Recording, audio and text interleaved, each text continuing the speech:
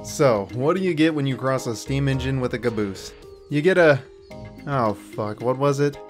Sorry, I lost my train of thought. In today's humble opinion, we're on the right track, for the most part, in Train Valley.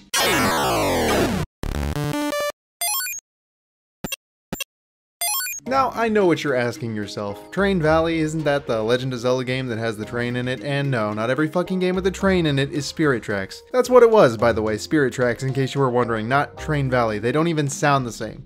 How the fuck did you even remember that game existed? I wrote the script for this review and not even I remembered Spirit Tracks. You know what?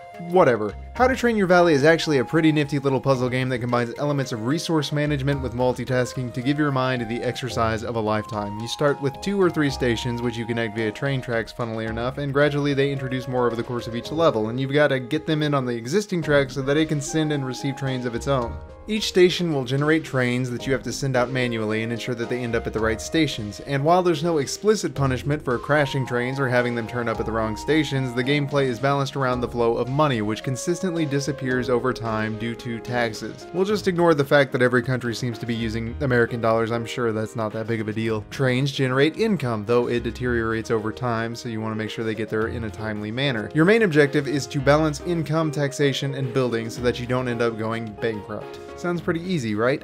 Fuck you. This game is so unbelievably stressful sometimes. The way it just fucking decides to boot trains out if you're taking too long. Like, are you fucking crazy? You're going to kill somebody. What the fuck? Okay, you'll think, I'll just stop this train here and sort some things out. No, you won't, because 4 other stations just don't give a shit, and they're also evicting their trains from their homes. So suddenly you're gridlocked, and 8 more stations are pushing trains out. Armageddon is on the horizon. Somebody's getting fucking fired, and it shouldn't be me. Talk about a strain valley on my brain valley, causing me nothing but pain valley in the form of a migraine valley. The game makes me physically sick. I think it's terminal illness. Get it? Like a train station. Terminal?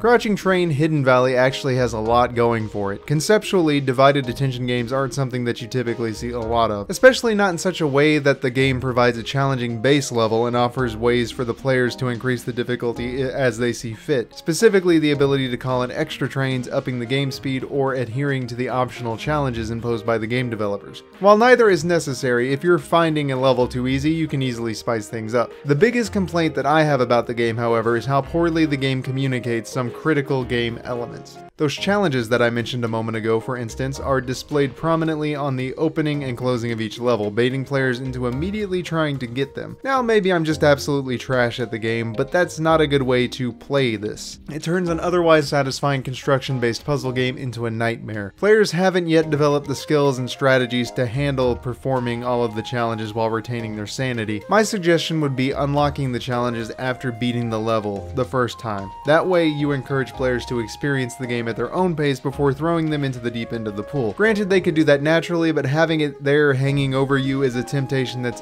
hard to resist. Still, resisting it made the experience about 10 times more enjoyable for me personally. Then you've got a few issues with clarity and presenting the gameplay elements. Specifically, I'm referring to trains in the station and the cluttered tracks. With the stations, it's way too hard to tell when a train is ready to be booted until it's too late. Not only that, but the icons letting you know that there's a train in the station at all are small and nondescript. God help all the deaf players who can't hear the bell to alert them that there is in fact a new train that has entered a station somewhere. I'd suggest a circular symbol above the station in which the center is a symbol that shows where the train needs to go and the outer ring is a timer that displays how long the train has to go before it's ejected on its own. That way it's more prominent and clear. I should be wrestling with how I manage the elements being thrown at me, not struggling to find a train in the midst of bedlam. The tracks aren't quite as big of an issue, but I think it would be a nice touch if it highlights the current path of the track when you hover over a joint. It gets way too hard to discern what's going where sometimes. Normally you can pick up Cap Train's Valley Seafood Restaurant on the Steam store for the price of $9.99, which feels way too steep for its simple and unassuming gameplay and graphics. But not so much that I would feel like a good person for telling you to wait until it goes on sale for as low as $2.49, which honestly feels like a robbery.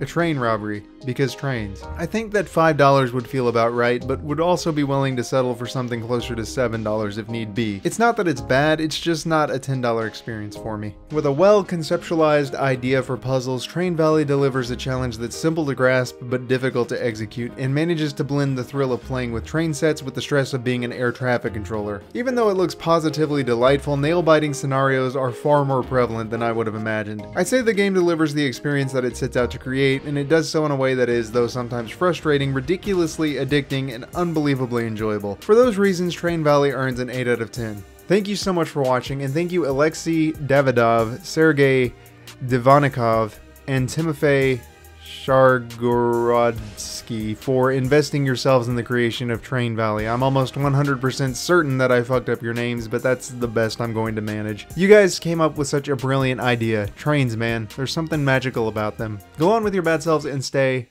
awesome, everyone.